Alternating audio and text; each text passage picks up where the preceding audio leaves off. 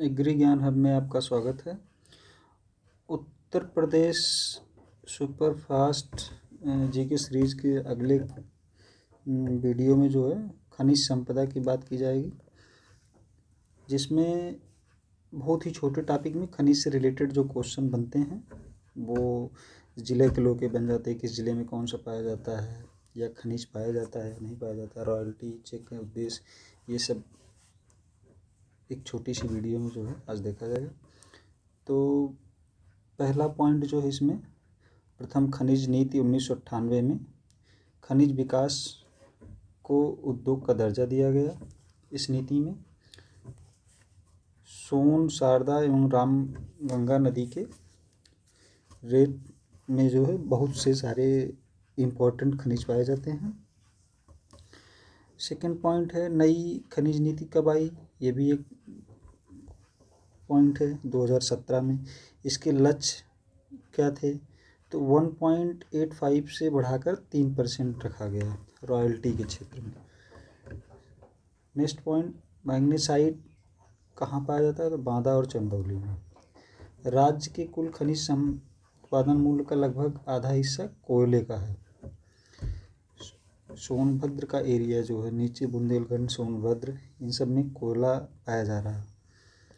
अब एक एक करके मैप के थ्रू देख लेते हैं कौन सा खनिज कहाँ पाया जाता है। जैसे ग्रेनाइट और ग्रेफाइट की बात की जाए तो ये दोनों हमीरपुर में पाया जाता है।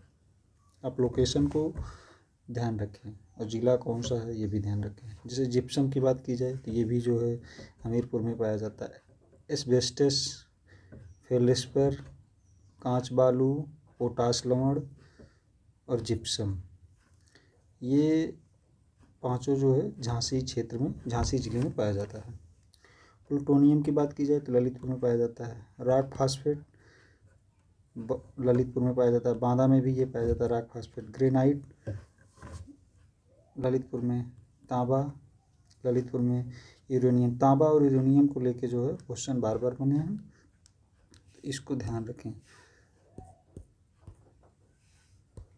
नेक्स्ट जो है महोबा की बात की जाए तो ग्रेनाइट पाया जाता है।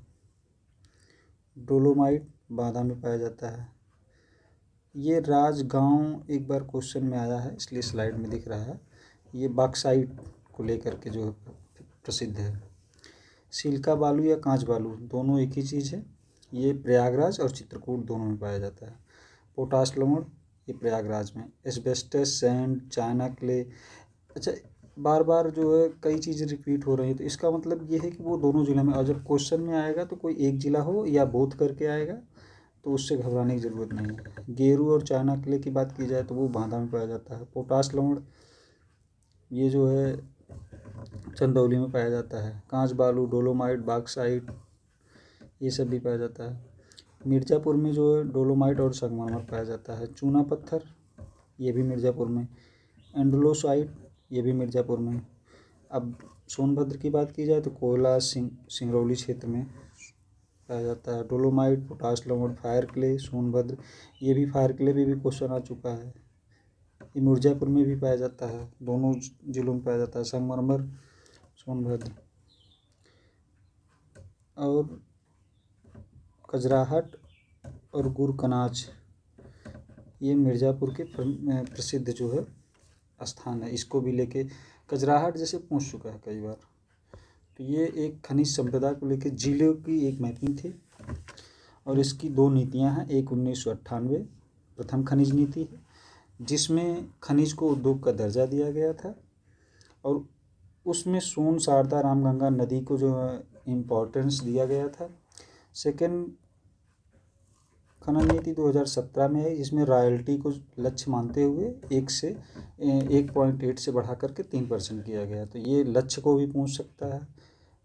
विकास का दर्जा कब दिया गया, बाकी ये सब तो इम्पोर्टेंट है, कौन सा किस ज़िले में पाया जा रहा है। अब इस एक स्लाइड का अगर आपको PDF चाहिए तो एग्री ज्ञान हब टेलीग्राम चैनल है, वहाँ से आप ले सकते हैं, फ्रेश मिलेगा। इसमें ये पेन वाला हटा दिया जाता है, तो वहाँ से एक स्लाइड है। इसको याद करने में मुझे लगता है एक बार देखेंगे तो आप, एक बार में तो नहीं याद होगा, लेकिन एक बार में अगर आप देखेंगे 2-4 मिनट 1 मिनट लगेगा, वो ऐसे कर करके आप देखते रहेंगे तो याद हो जाएगा।